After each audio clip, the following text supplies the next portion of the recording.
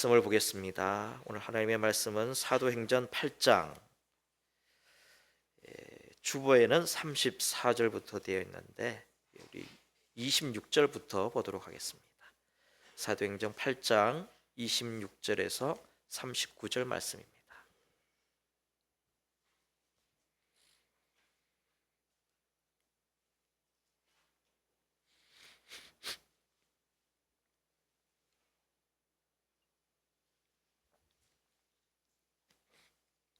신약성경 201페이지 사도행전 8장 26절에서 39절 말씀 우리 한 절씩 교독하도록 하겠습니다.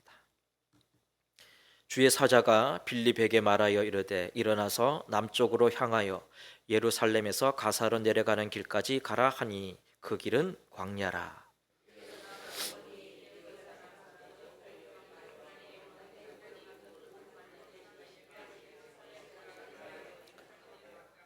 돌아가는데 수레를 타고 선지자 이사야의 글을 읽더라.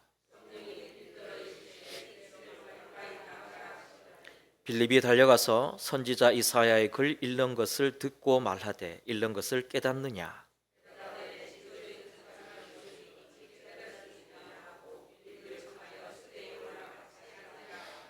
읽는 성경 구절은 이것이니 일렀으되 그가 도살자에게로 가는 양과 같이 끌려갔고 털 깎는 자 앞에 있는 어린 양이 조용함과 같이 그의 입을 열지 아니하였도다.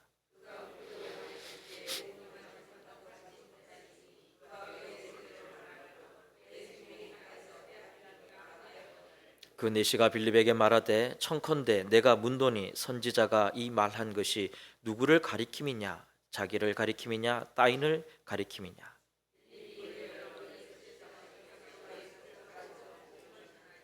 길 가다가 물 있는 곳에 이르러 그 내시가 말하되 보라 물이 있으니 내가 세례를 받음에 무슨 거리낌이 있느냐?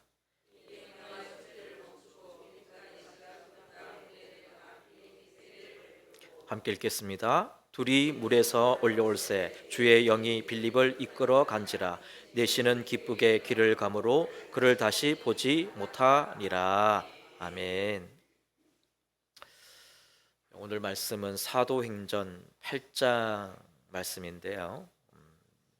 여기서는 사마리아에서 예수님의 제자 빌립이 복음을 전하는 장면입니다. 먼저 우리 읽은 그 부분 앞부분에 8장 5절 6절 보시면 빌립이 사마리아 성에 내려가 그리스도를 백성에게 전파하니 무리가 빌립의 말도 듣고 행하는 표적도 보고 한 마음으로 그가 하는 말을 따르더라 이렇게 말씀하셨어요. 빌립이 사마리아 성 도시에 가서 복음을 전하는데 놀라운 표적들이 나타났습니다. 많은 사람들이 예수님을 믿게 된 거예요. 무리들이 계속 몰려들었어요.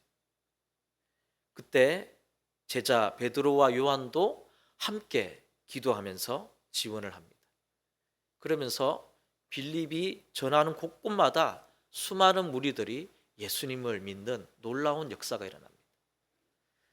그러니까 빌립이 세운 교회 공동체가 큰 부흥의 역사가 일어난 거예요.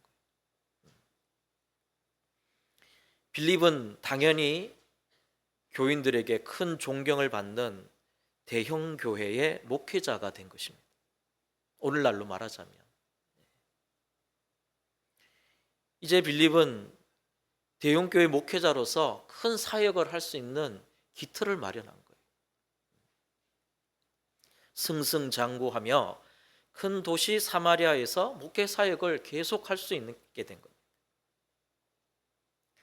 그런데 이렇게 놀라운 부흥의 역사가 빌립을 통하여서 일어난 이때에 오늘 말씀 26절을 보시면 뭐라고 합니까? 주의 사자가 빌립에게 말하여 이르되 일어나서 남쪽으로 향하여 예루살렘에서 가사로 내려가는 길까지 가라 하니 그 길은 광야라. 무슨 말이에요? 복음을 잘 전하고 있던, 그래서 큰 부흥의 역사가 일어났던 빌립에게 성령님이 그 도시 사마리아를 떠나서 광야로 가라고 하는 거예요. 쉽게 말하면 뭐예요? 이 큰 이런 부산 같은 도시에서 목회를 개척을 시작했는데 큰 부흥의 역사가 일어나가 아주 몇만 명 되는 큰 대형 교회 목사님이 된 거예요. 그런데 갑자기 하나님이 뭐예요? 야야, 너 거기 있지 말고 저기 산골짜기로 가거라. 그렇게 된 거랑 마찬가지인 거예요.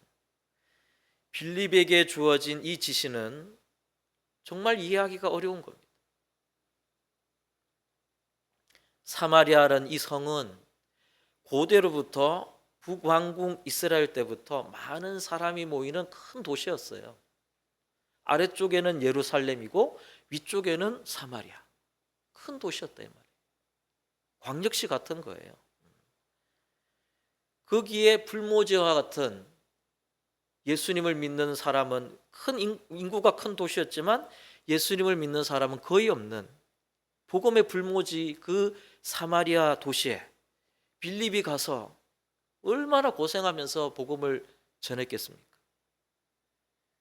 그 고생하면서 수많은 사람들에게 복음을 전해가지고 이제 겨우 교회의 기틀을 마련하고 큰 교회를 이루고 큰 부흥의 역사가 일어났는데, 그런데 이제 목회를 좀 제대로 본격적으로 하고자 하는 이 빌립에게 하나님이 어떻게 하셨다고요? 계속 목회를 하거라 이렇게 한 게 아니라 얘야 그 교회 놔두고 또 저기 시골로 가거라 이렇게 이야기하고 광야로 가라 한 거예요. 광야는 시골도 아니죠. 광야에는 사람이 없어요.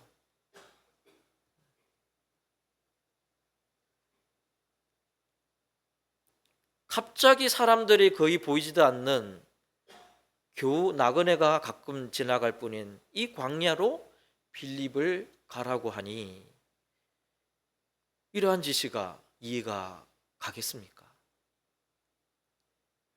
빌립은 주님 왜 거기로 제가 가야 하나요? 지금 놀라운 이 뜨거운 은혜가 임해서 수많은 사람들이 예수를 믿으러 모여들고 큰 부흥의 역사가 일어나고 있는데 이게 다 주님을 위한 선교 사역이고 얼마나 이걸 성공적으로 일어나고 있는데, 그런데 왜 지금 여기를 떠나야 한단 말입니까? 제가 얼마나 고생했는지 주님이 아시지 않습니까? 사마리아 성 이 신앙의 불모지 중에 불모지에 와서 있는 힘을 다해 복음을 전해서 큰 부흥의 역사가 일어나가 사람들이 모여들었는데 그 교회 사역을 그만두고 아무도 없는 저기 외딴 광야로 가라고요? 그러면 예 하고 떠날 사람이 어디 있겠습니까? 빌립은 이렇게 하나님께 따질 수도 있었고 순종하지 않을 수도 있었지만 빌립은 그냥 성령님의 이끄심대로 광야로 가게 됩니다. 사랑하는 성도 여러분, 사람은 누구나 안정적이고 익숙한 것을 좋아합니다. 인생을 살다 보면 청년과 장년 시절을 지나면서 자신의 직장과 가정을 이루기 위해서 있는 힘을 다해서 고생하면서 어려운 고비들을 헤쳐나가면서 성과도 내고 가정도 이루고 직장의 자리도 잡고 그러면서 삶의 보람도 느끼고 그렇게 안정을 찾아가는 게 일반적인 인생의 과정이지요. 그렇게 한번 안정적인 삶을 정착을 하면 사람은 쉽게 떠나질 않습니다. 그렇죠? 그 나이가 들어서 어떤 새로운 모험을 한다는 건 너무 위험하기 때문에. 그래서 안정적인 걸 원해요. 목회자도 그렇죠? 고생해가지고 개척해가지고 교회를 탁 든든히 지으면 그 다음에 어떻게 합니까? 그걸 떠나나요? 안 떠납니다. 근데 오늘 빌립은 어떻게 해요? 하나님이 야, 너 큰 교회 세웠지? 거기 있지 말고 이제 광야로 가. 이렇게 한 거예요. 대부분의 사람들이 그런 인생의 안정을 찾아가기를 바라지만 인생이 참 마음먹은 대로 가는 인생이 어디 있겠습니까? 언제든지 인생은 예상치 못한 시험과 고비들을 갑자기 맞이하는 경우가 많이 있잖아요. 모두가 안정적인 인생을 유지하고 싶지만 그러나 인생은 우리를 그렇게 편안하게 살게 내버려 두지 않습니다. 하나님은 빌립을 안정적이고 성공적인 목회 사역에 머물러 있게 하지 않으셨습니다. 그렇게 해서 빌립이 하나님의 이끌리심을 따라 광야로 갔어요. 광야로 갔더니 어때요? 막 휘한 바람만 불고 춥기만 춥고 사람은 없고 거기서 뭘 하겠어요?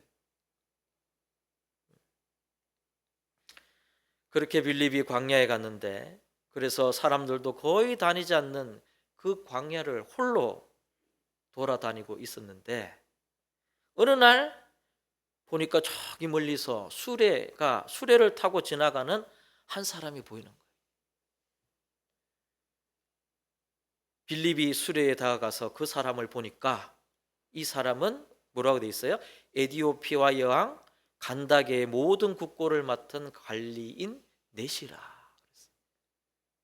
그러니까 에디오피아라는 나라의 신하인 거예요. 그 넷이는 어떤 사람이냐면 예배를 드리러 예루살렘에 왔다가 자기 나라로 돌아가는 길인데 수레를 타고는 뭐예요? 선지자 이사야의 글을 읽고 있었다. 그래서 성령님이 빌립에게 수레로 가거라 해서 빌립이 탁 와서 보니까 진짜 수레 위에 어떤 사람이 이사야의 글을 읽고 있는 거예요. 그래서 빌립이 이 내시에게 묻습니다. 지금 선생님이 이사야의 글을 읽고 계신데 그 이해가 되십니까? 내시가 대답을 합니다. 아이고, 제가 가르쳐주는 사람이 없어서 잘 모르겠습니다. 혹시 선생님께서 좀 가르쳐 주시겠습니까?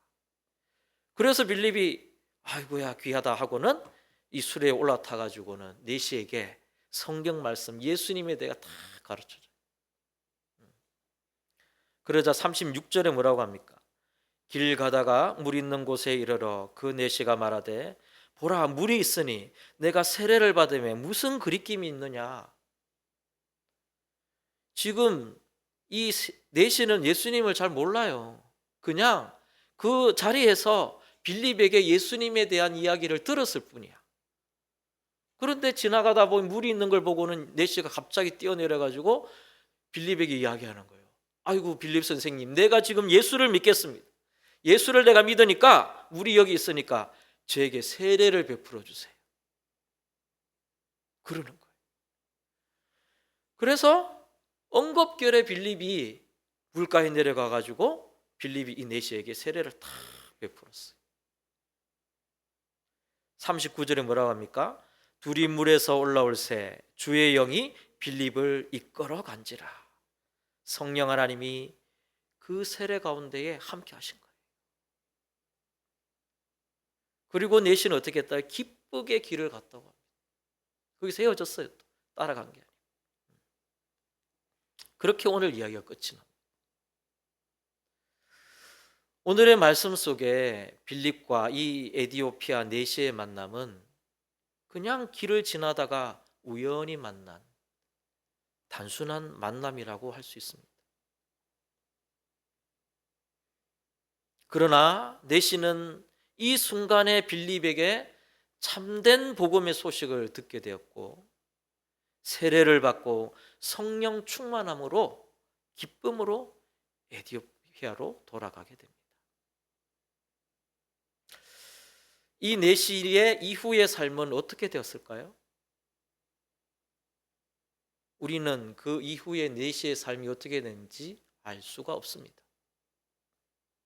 성경에도 나와 있지 않습니다. 그런데 왜 이 이야기가 딱 이 한 장에 들어가 있을까요?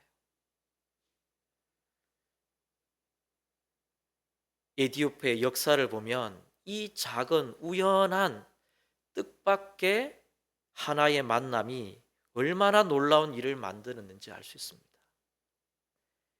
지금 에디오피아는 현재 아프리카의 작은 약소국이에요. 작아요, 나라. 에디오피아. 가난해요. 주변에는 이슬람 국가들로 둘러싸여 있어요. 그 이슬람 국가들은 뭐예요? 예수 믿는 나라 좋아합니까? 안 좋아합니까? 안 좋아해요. 걸핏하면 공격하고 막 그래요. 그야말로 복음의 불모지 아프리카 땅에 있는 나라가 에티오피아예요. 그런데요, 에티오피아의 역사를 보면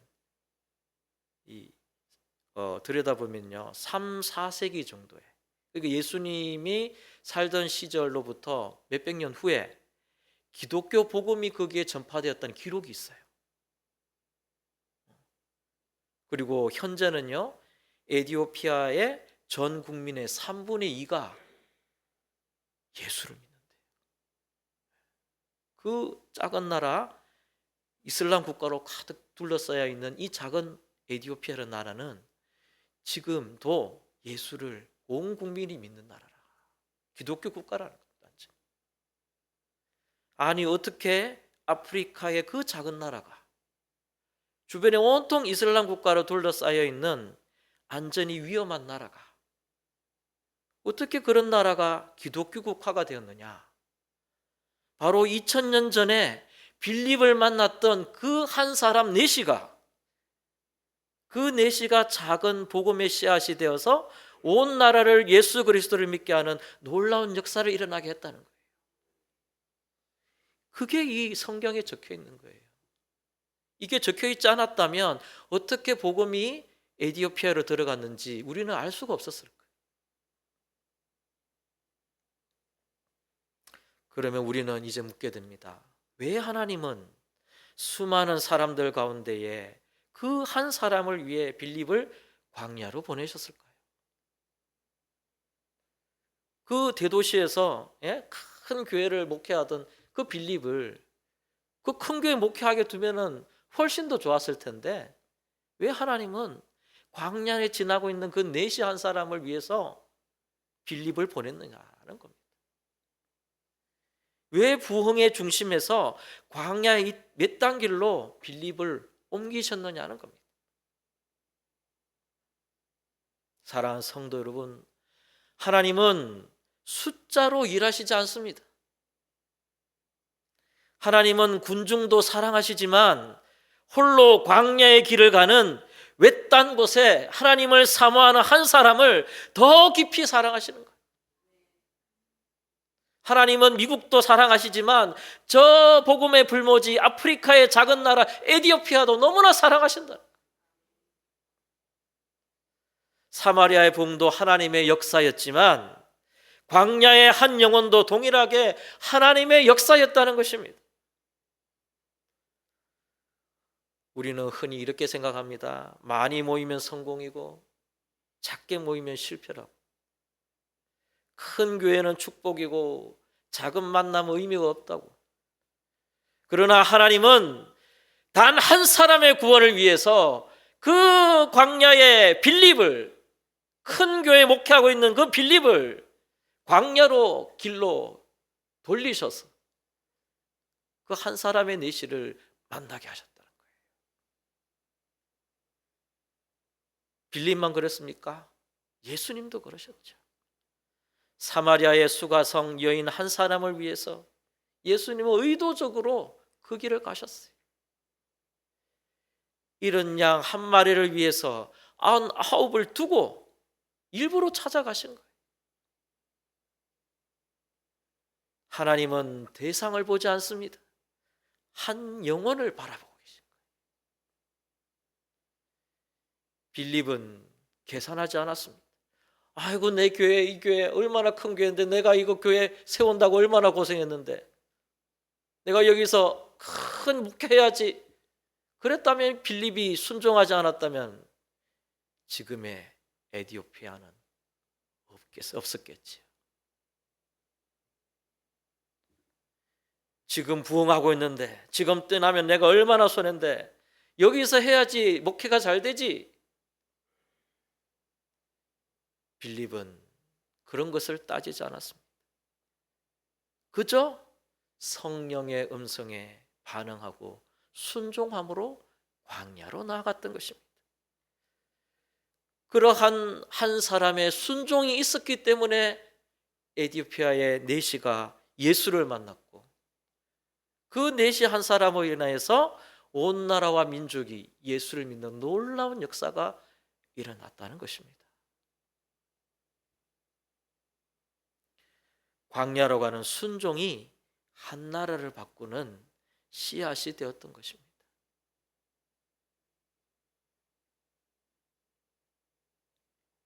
사랑하는 성도 여러분, 세상에는 성경을 모르기보다 자기에게 예수님을 소개해 줄 한 영혼이, 한 사람이 필요한 사람들이 많이 있습니다. 우리 주변에도 광야에서 예수님을 기다리는, 예수님을 소개해 주를 기다리는 많은 사람이 있을 것입니다. 우리는 대단한 설교자가 아니어도 됩니다. 그저 수레 앞을 지나가는 사람이면 됩니다. 그저 그 사람에게 예수님을 소개할 수 있으면 됩니다. 사람들은 그런 만남을 우연이라고 부릅니다. 그러나 하나님께는 우연이 없습니다.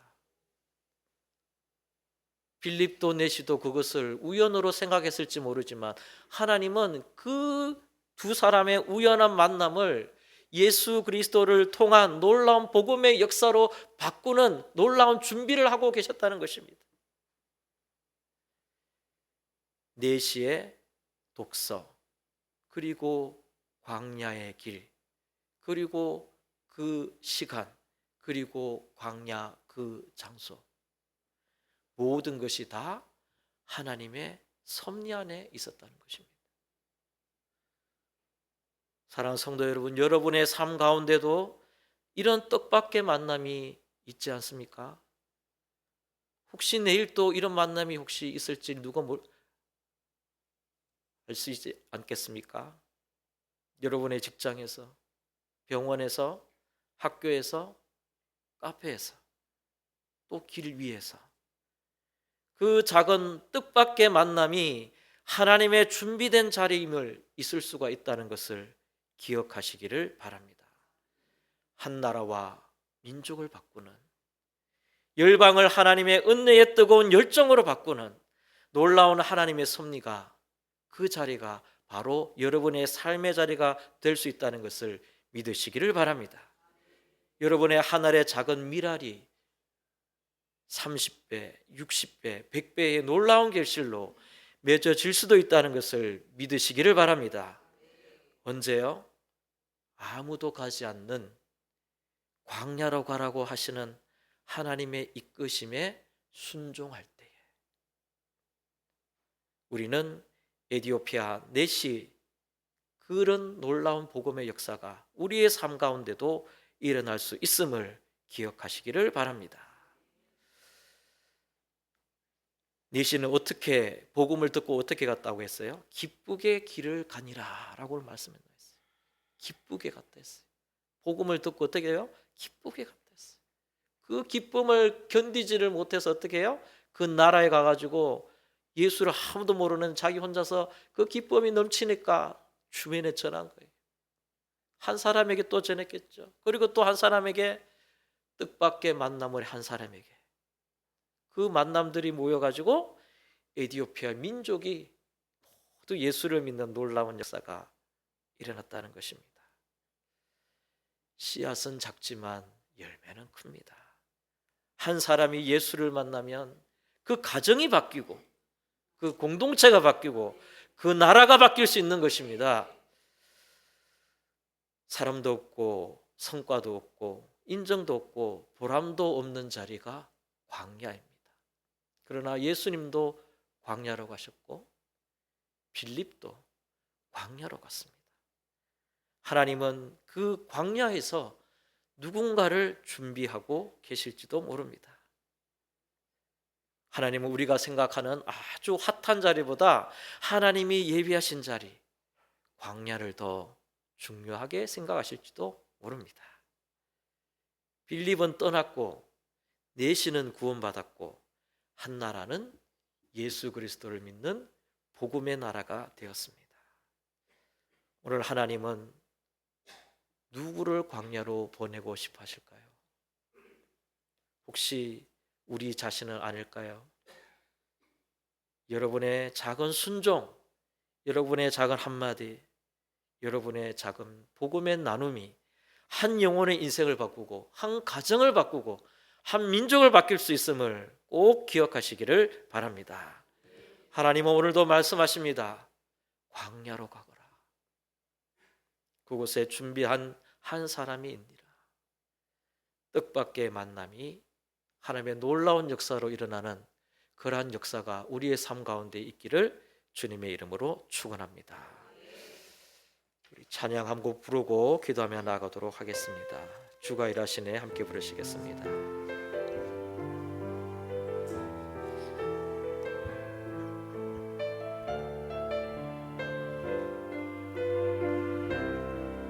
날이 저물어 갈 때, 날이 저물어 갈 때, 빈들에서 걸을 때, 그때가 하나님의 때. 내 힘으로 안 될 때, 내 힘으로 안 될 때, 빈손을